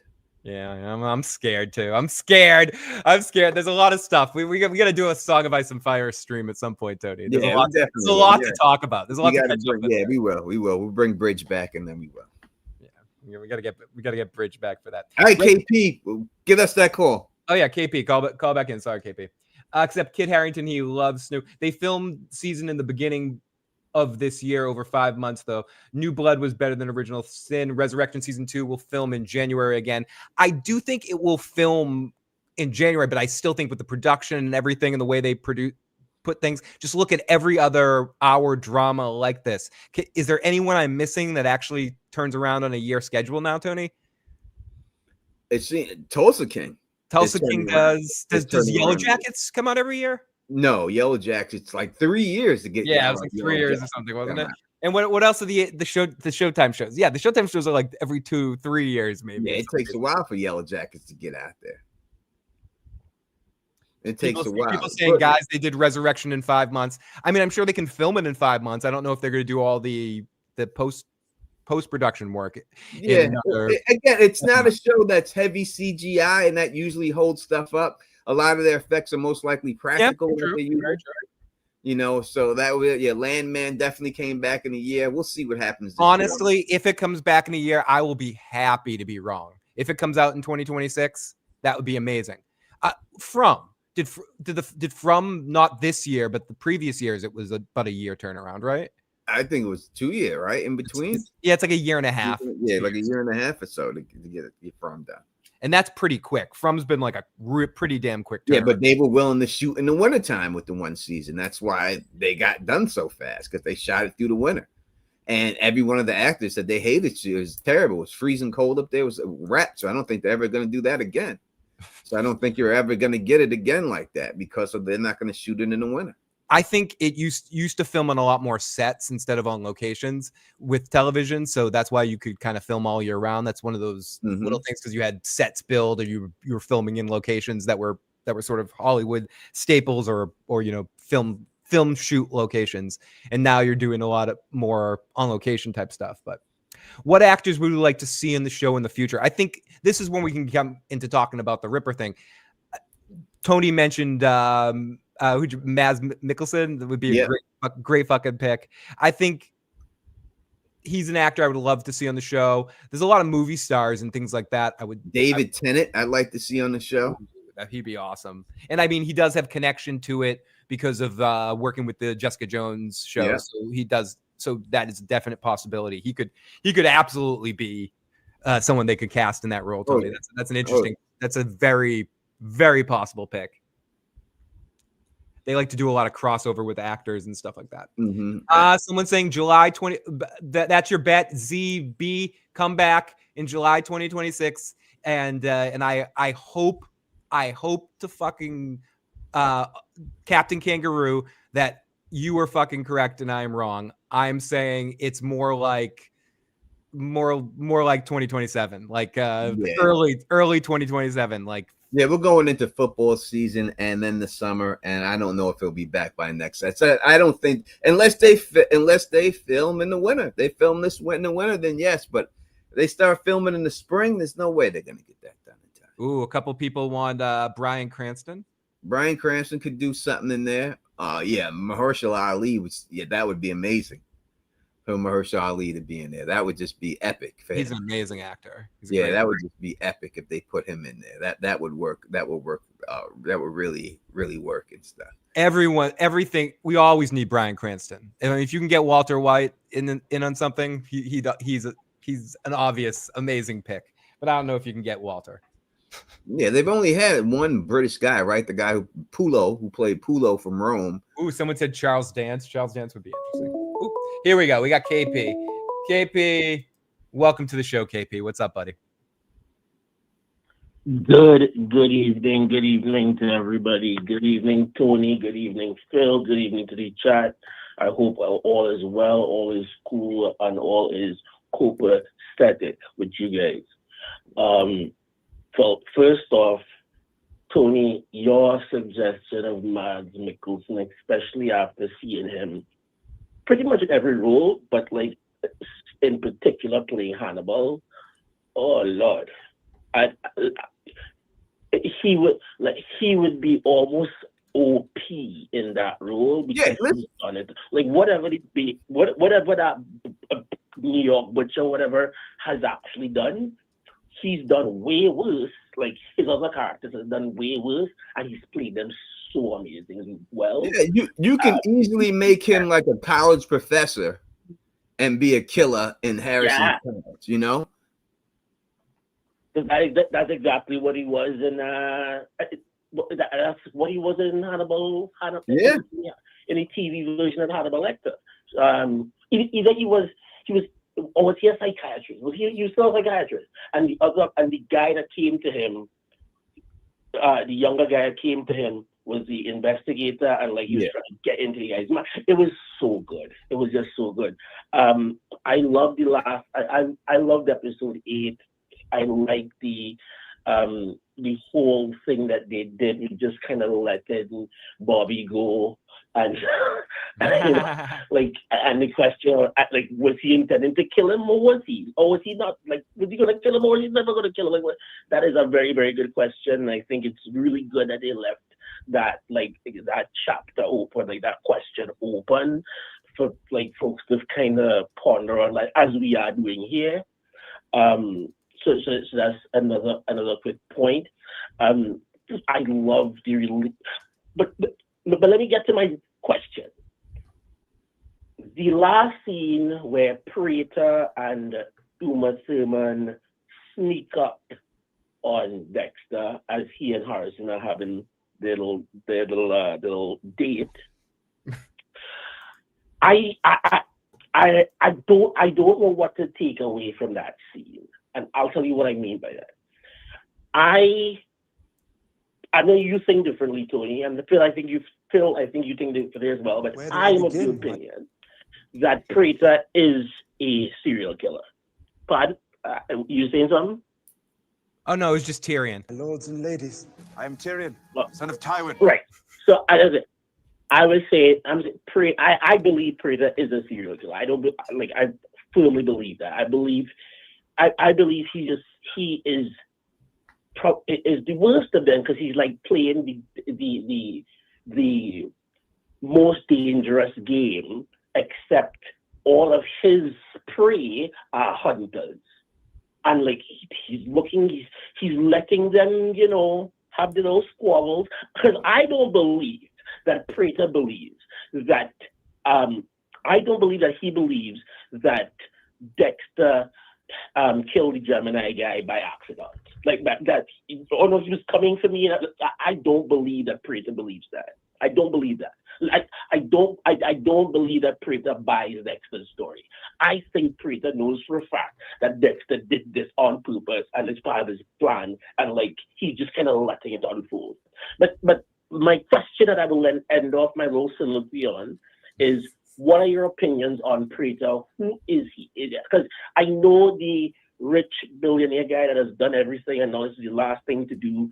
I understand that, but I think there's more here than that. I think if he is not actively participating in certain kills, if he's not actively trying to figure out ways to not just like learn from them, but manipulate them and perhaps get them to take one another out. And then the last person in the last episode, you see him dressed up in his suit taking out the last person. Like, I think something like that's going to happen because I think he's too, or we could get him killed by episode 10, which is kind of what Tony believes, that he's way too expensive to keep it for more than one season. So let's have a chat about that. Like, you guys could just give me your opinion. What is Prater really? Yeah, I no doubt. I just think that in the end, when you look at it, it depends how long he's staying on the show.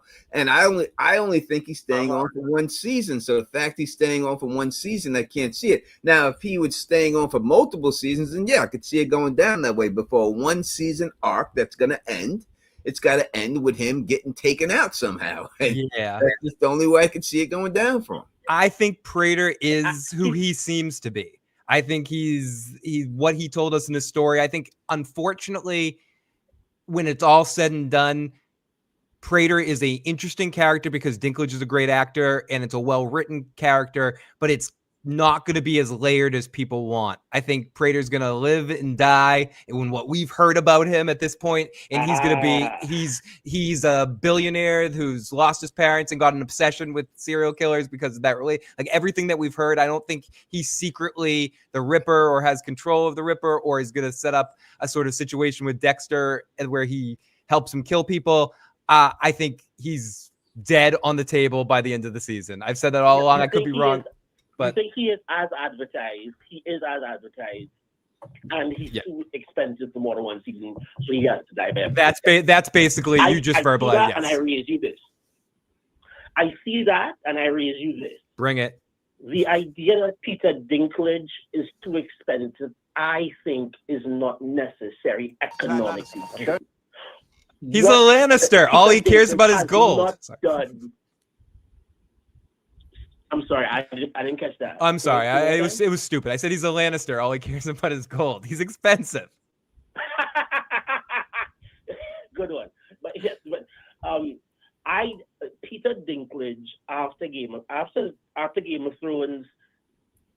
We've seen him on things, right? I don't want to make it seem like we've not seen him on things, but we haven't seen him on another Game of Thrones. We haven't seen him on another thing that is almost close to being a Game of Thrones. Fair. I would also argue, and I would like to Tony's thing on this. I would also argue that this is apart from being Tyrion, this is his second biggest role in This is his second biggest role. Dude got a little piece of Marvel money though. That dude, fair enough that he's got so much money right now that he probably but he's right now. He's doing a lot of plays. He's been on Broadway doing. He's plays doing what he and stuff. wants to do right now. Yeah, he's more of an actor. You think he's that rich?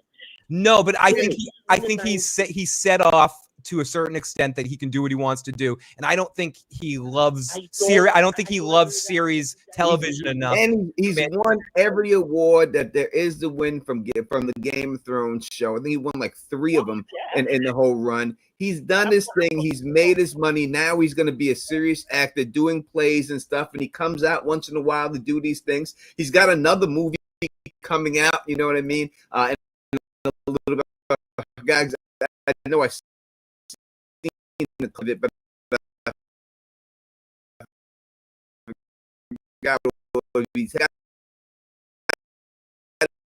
he's on the movie.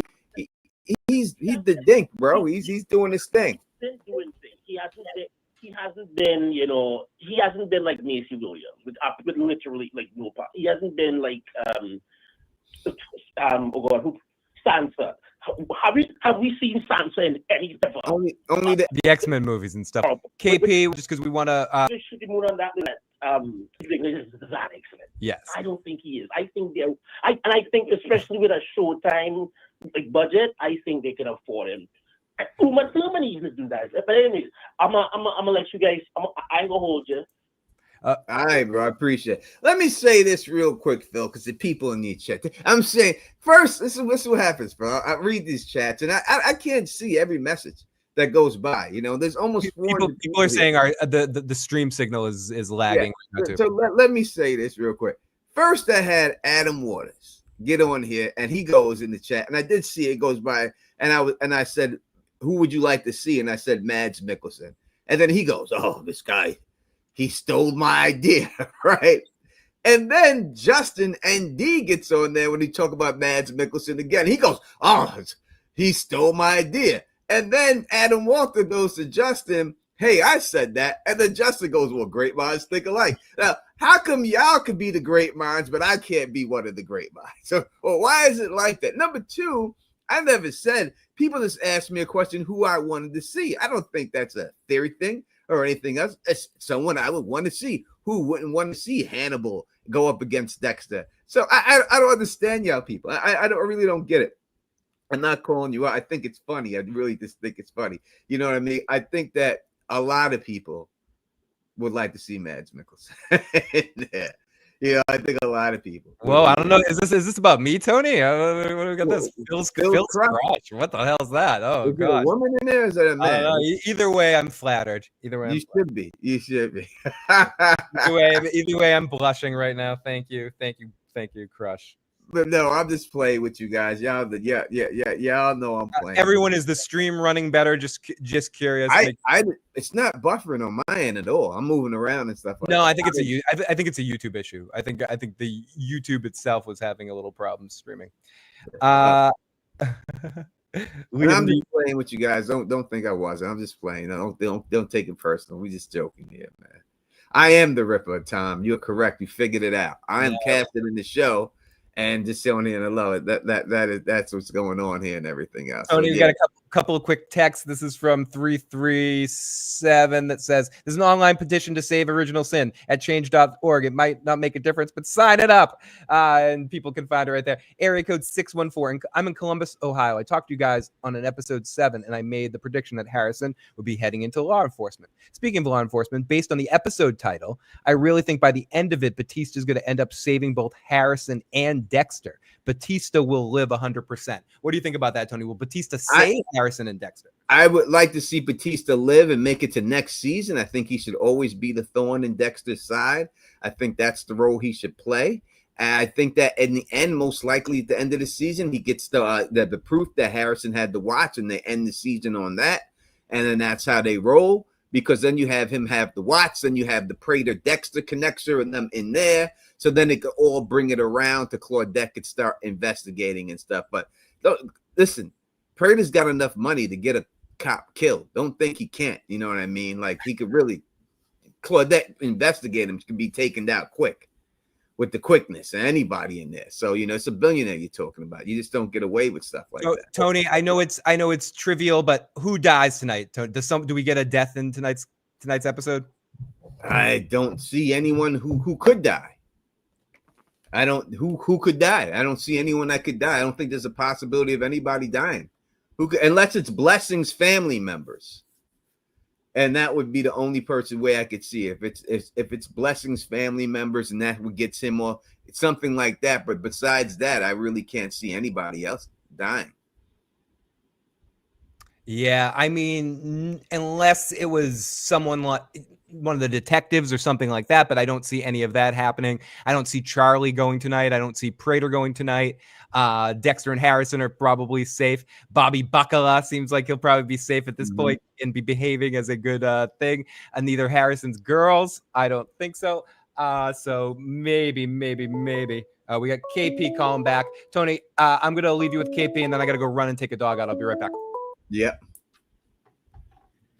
Yo, Caron here again. Listen, I wasn't going to hold you, but there was something I had to mention. I think Batista is going to be made out to be the Ripper, and Batista is going to the jail. I think, and like he's gonna solve this thing from jail. All right, we'll see. I know it's so weird, but like I don't think the New York detectives are going to be like, oh well, he was just trying to, no. I think they are going to be. It's just too easily proven that he was in Miami. It's too easily proven that he was in Miami while these things were going on. So that's that's not for that even. For the Bobby Bacala thing, like you remember what they said? Oh, so you think I put all this stuff out there? Yeah, I mean, I think that's leading us to that place where they eventually. We've seen it in the preview. We've seen for some of these things, and Dexter will realize it, and he's going to what was the girl that got unalived in jail? That's the Alex, the whatever he was. I think he's going to do another one of those to Batista and get Batista. It's not that. It's not gonna. They're not gonna do the same thing that they've done already. And they're not. We've seen the preview. The preview. She's gonna threaten him to leave the city. That if he doesn't leave the city in a certain amount of time, she's going to arrest him. That's gonna be the threat. He gets that threat this episode. Then he's gonna come up with the proof, and that he's right. That's how it's gonna end with him. He's not going to go to jail or anything. He's going to come up with the proof. He's going to come up with the proof that Harrison had that watch. That's all he has to come up with. And it's pretty easy. Harrison went to go pick it up. He just got to show up there and get the videotape of Harrison picking it up. I think your theory is more pragmatic and more realistic, but I think my theory will send a couple of people crazy. Like my theory will like think of it. He gets treated like the lady that does protest too much. Like you're doing a lot for something. Like you're retired, you have your retirement money. Like you could just chill. Why are you like? Maybe you're the one that's doing this or that. Like so that's my last thought for the evening, Tony. My sister's coming out there on Tuesday. So she's gonna. How much? You got a price on that? I'm sending you two. No, I'm sending you two. One from me and one from her because she's a fan of your book and of some of your live streams. Oh, I appreciate it. You know what? I appreciate it. So I already gave her the little cash. So she'll buy you two, and she'll one from her, one from me. All right. You guys chill out. Have a chat on that though, because I think there's something. I think that Batista going to jail thing could be very, very cool. I understand what you're saying, but I just think the fact that they showed her threaten him and say, "If I see you again, then I'm gonna lock you up." That's not what's gonna happen. So there's things that they put in there They don't say, hey, I'm going to lock you up and then you get locked up. That's the threat, right? So now they have the threat. Now they have to have him overcome that obstacle. That's what that setup is for. It's not that, hey, I'm going to throw you in jail and then he gets thrown in jail for it. They put the obstacle in front of him. And now as the hero, he's got to go out there and he's got to do it and stuff like that, you know? I think Free Hat is onto it. Puppy is the New York Wagger, and we got another mystery in the chat of the crush. But thank you, everybody. People are asking if I wrote a book. I did write a book. Yes, I wrote a book. More than one book. Yeah, I wrote more than book, but we're talking about this book. I have a novel that's I never see. I'm not the type person that goes out there and promotes my novel as much as I should. But if someone wants to put the link to my novel in the description for me, I would appreciate it. I would appreciate it very much. It is called Darkness Before the Dawn. I do have a picture of it that I could probably throw up real quick. Here it is right here. That's my book is right there. So and Carla shared the link in the chat if people want to grab that. Hello. Hey, caller, area code 562. What's your name? Where you calling from? And what you got? Santi from California. Loving the show, bros. Loving the show. Thank you, sir. You know, I was thinking, you know, because this whole time the show has us like trying to like guess what the next episode is gonna like, you know, try to anticipate what comes next. Since the start, man, I've always thought that at the very end is gonna be Dexter and Batista working all over again together, trying to capture another serial killer. So I'm hoping that there's like some huge team up where like Dexter might get caught, but he comes back working with like the New York Police Department, like with Claudette, Angel, and then they're all trying to take down Prater, billion-dollar fucking serial killer industry, and then also at the same time working on that Ripper, the New York Ripper case. We got another novel writer right there. I like it. You should be on the writing staff, but I'm not sure if we're gonna get some of that stuff. But that would be cool. I mean, definitely would be. I wouldn't mind. I wouldn't mind seeing it. That'd be awesome to watch. Mm-hmm. Yeah, just because like I think if they kill Batista, that's kind of like they kill one of the best characters on all of the Dexter show. If they kill off Dexter and leave Harrison, no one's going to be happy. If they kill Harrison now, no one's going to be happy. So I think it's going to be this thing where like they have to have them team up again, you know? I think it's only right if Dexter gets caught. Not that I want him to get caught. I don't. But I think he might end up getting caught to set an example for Harrison. You know, how he's all like excited about like justice and working in like, you know, like a police department. I hear what you're saying. I think he has to get caught too in the end. I think he has to pay the dues for it. 100%. I think that's the only way they can go with it. And I see people in the chat are saying that are mad because I said Batista is the hero of the show. He is the hero of the show. Listen, Hannibal was not the hero of Hannibal. Hannibal was the villain of Hannibal, right? The other guy was the hero that he was messing with. Dexter is the villain of this show. Although we love him and he's our villain, he is the villain. He's the serial killer. That's the bottom line. They just put other serial killers in there that you hated more than him. So that's why you wanted him to do what he did. But in the end, he's the villain too. You got to look at him with that. Compared to Batista, Batista's the cop. He's the straight up and down guy. He's the hero of this show. Him and Claudette and them are heroes. Those are, but you know, we don't look at it like that.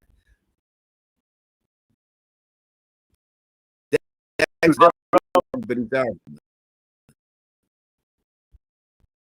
Mm-hmm. You brought up Hannibal. I think that you that's a very interesting take. I think that's what they're going to try to do. They're going to have like Dexter solving murders, but as a you know, being detained, like from behind the bar, like from behind bars, helping out catching serial killers. Like Michael's going to be using him because he's just too important. Like they can't let him to use him to help hunt other killers down that they can't get him. The only reason I don't think that, I guess the only thing that would inspire him to do that is if something he has to do that to protect Harrison. Otherwise, I don't see him agreeing to work with someone that easily. he's like, he'll think that anytime he tries to work with people, things go bad. So I think he's not gonna. The only way he'd do something like that is if he was like forced into it in some ways. But we'll see. He might take the fall for the first for Harrison's murder. No, fair. But would they actually trade that? Would they trade like a because, or is that just sort of a bluff because it hasn't already been prosecuted? I mean, I guess they'd have to open it up for a double jeopardy situation or something. I don't know, but I think it's cool. I definitely think it's a cool thought if it would be unexpected and an interesting way to take the series where Dexter's working with the cops, but has his own agenda too. But they're not going to let him kill people. Right before I dip out, I was gonna say, because like they showed Masuka and they showed Quinn.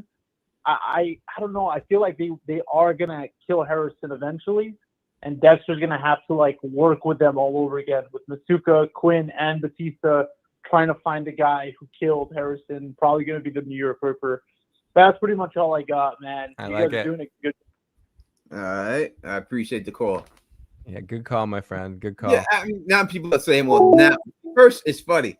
I said Dexter's not the hero, then people said he's the hero, and now they say, oh no, well, he's the anti-hero. So you're basically agreeing that he's not the hero. Now you're saying he's the anti. Again, you could look at the show You that came up. Someone put You in the chat. You is the same thing. It's a guy who's the main character of the show. Gossip Girl. He's not the hero of the show. He's the bad guy. He's killing all these Girl. people. You know what I mean?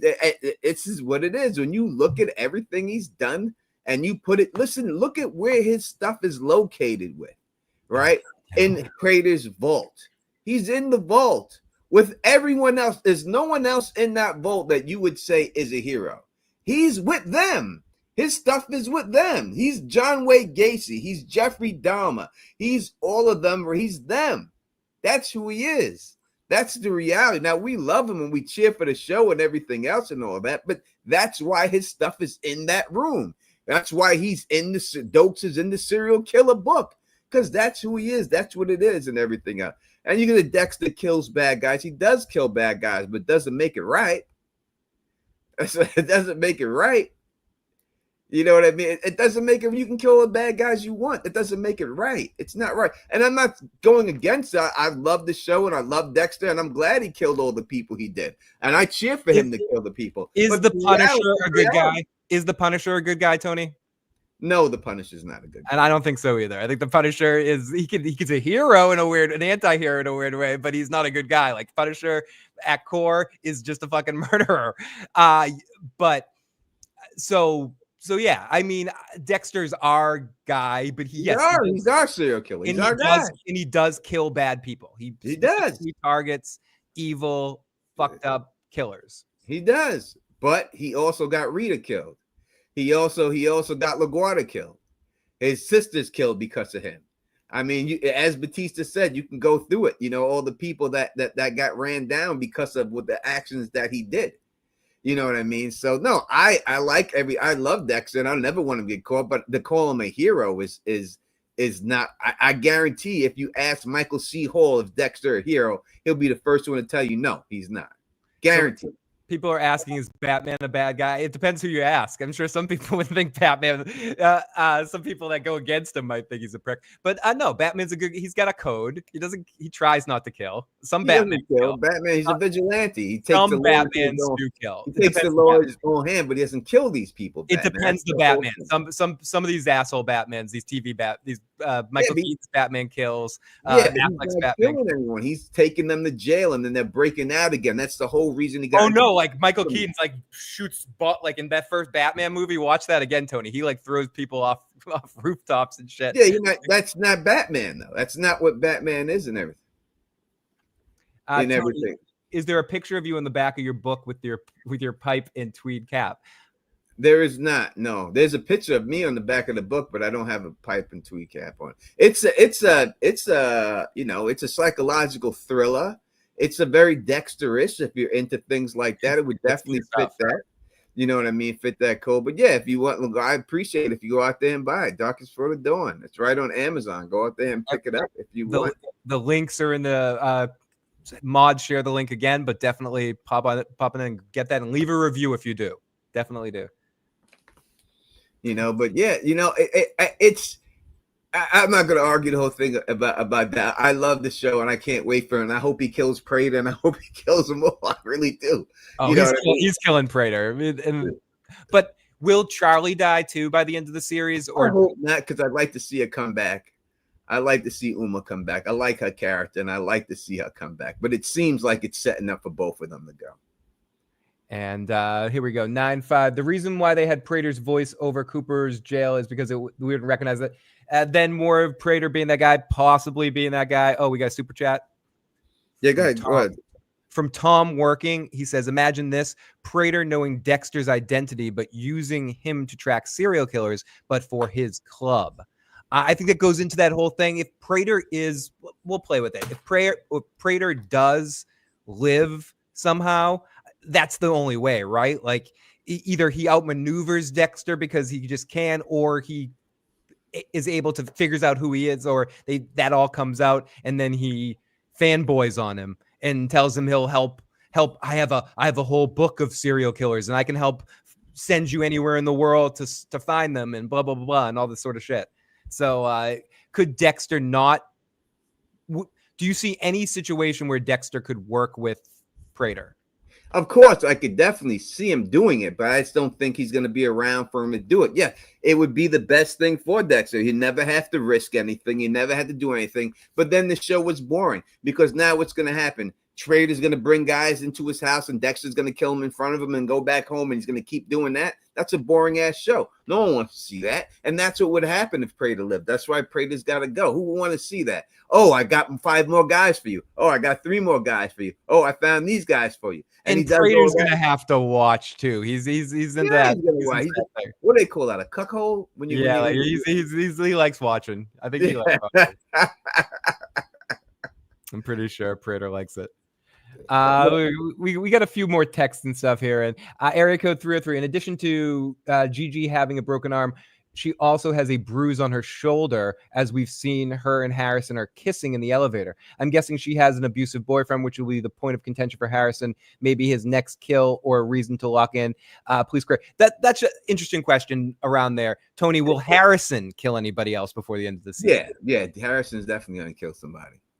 And maybe it is going to be is Gigi his new girl? His new girl? It's his girl. He wants the other girl, but he's got to have sex, right? He's got to settle down and get. Which one is Gigi? Is that Gigi's the white girl? Okay. And stuff. So, but he wants, the other girl ain't trying to give it to him, so he's going to take what he can get. And he took what he can get really fast. He went down really fast. Like he went down. He's in my neighborhood, we call that a gladiator. Someone who just goes down on the chick and has no idea anything about her, because he has no idea about that chick at all. He just met her the same day. He went down on her the same day. So Harrison's a straight gladiator. Straight gladiator. This person says possibly the other girl, Elsa. She's going to be, Al killed her off screen, got the ponytail, and there's going to be no video anywhere of Harrison with the watch. We'll have to see. They have to have the video. There's no other way. There's no reason. There's a reason why they had Harrison go pick up the watch, right? So it's either 2 ways you could have connected. You could have had him go, the person who's going to show up there. So you got to look at the way they did it, right? So the person called up Harrison, told him that the watch was done. He said he couldn't get it. They said they were going to show up there. The reason why he told them that he's going to show up there is because he didn't want them to, is because he knew that there'll be proof of him picking up the watch, and he didn't want that proof. So he went out there to try to prevent that proof from happening. But in the end, we could see that's going to be the proof, because it's going to be on tape inside. Obviously, we went to a watch store. There's cameras everywhere. They've already made that point in that New York's filled with cameras and everything. They've shown that throughout the show. He's going to get caught on tape picking up that watch, and that's what it's going to be. Because Batista's going to go to that hotel. He's going to talk to that black dude who's in there, the manager, and then that guy's going to go in there. I think you might be onto something. The show, which you usually are, you have a very good batting average this season. The show has clearly done an excellent job of getting a lot of people talking and debating and theorizing. We all love Dexter. MCH is Dexter, and Dexter is MCH. It's great to have him back and working again, and I'm glad the show is a success. And maybe we'll get a standalone Original Sin feature-length movie to tie up the loose ends and the gaps between the original Dexter series. Do you think we might get something like that, Tony, or would you like to see something like that, like a quick movie to finish off Original Sin? I think they're just done with Original Sin, so I don't think we're gonna see anything. I think it's just over. I think at best we might get some flashbacks in next season of Resurrection that show us some characters from or some stuff from, like, if they need to flash back to something again, Tony, they might use some of those actors for, like, to be on the show or something, or try to get them. I could see them do something like that, but not really. Super chat from Mrs. T. You hold that down for me, Phil, for real quick. Let's see. Mrs. T says, heard crazy theory that Gigi is the Ripper's daughter or the Ripper herself. This is crazy. Please debunk this. We've already seen or heard the Ripper's voice, so I don't think she is the Ripper. As for related, we've talked about this before. I think it's obviously possible. Anything's possible, especially in a TV universe situation. But I'll debunk it in the sense that I don't think this show is going to do this. Be that soap opera with everyone being related somehow. Now we got dun dun dun, the Ripper's daughter. Bum bum bum. And somehow she targeted Harrison because she knew that was Dexter's kid. And there's just that happenstance of the two of them connect. I just think the law of averages would make that ridiculous. But yeah, if they pull it off and it works, I'll watch it and like it. But I don't think Dexter's that kind of show, Tony. I don't think it's going to make everyone related. Yeah, 100%. You know what I mean? I agree with you on that wholeheartedly and stuff. Unfortunately, I had to whack somebody in the chat. I don't like whacking people in the chat, but you can only test my patience so long and talk too much and talk shit too much. So if I whack you, there's no coming back for you. So sorry, you're out of here. You've been whacked. That's just the way it goes. You're out of here. So that's it's all right, Phil. It's all good. We got another super chat here too. Then we get two. I thought I seen another one. Yeah, right here from the what is that? Jack's Meow Meow. Oh, what's it say? I gotta write down. Jack's Meow Meow Meow. There was the next one. That's a very BoJack Horseman like name right there. Jack me off me. No, Jack me. Sorry, Phil's crush is distracting me in a good way. Crazy theory, but I don't think that Dose was the Bay Harbor Butcher. I think you might be fucking onto something there, Jack. You might be. Meow, meow. I think that you know what I mean. You might be that. You might be onto something. I'm not Sherlock fucking Holmes over here, Tony, but I think this, and I'm not a really theory crafter when it comes down to it, but I think Jack Meow Meow Meow might be onto something. He is. Meow Meow Meow Meow. We're calling Phil's number, but we're gonna wrap this up real quick because I think that right now that people are somehow getting the episode. It must have dropped early. I don't want to be spoiled about it. So I'm going to get up out of here right now to make sure I'm not spoiled about it and turn off this chat so you guys don't get spoiled about it and stuff. But we will be back on Sunday, I promise. I know y'all want to watch it with us. We'll do see if we can do the last episode. We can do a live stream and watch it the whole time and do a live watch along. We'll try to do that for you if we can.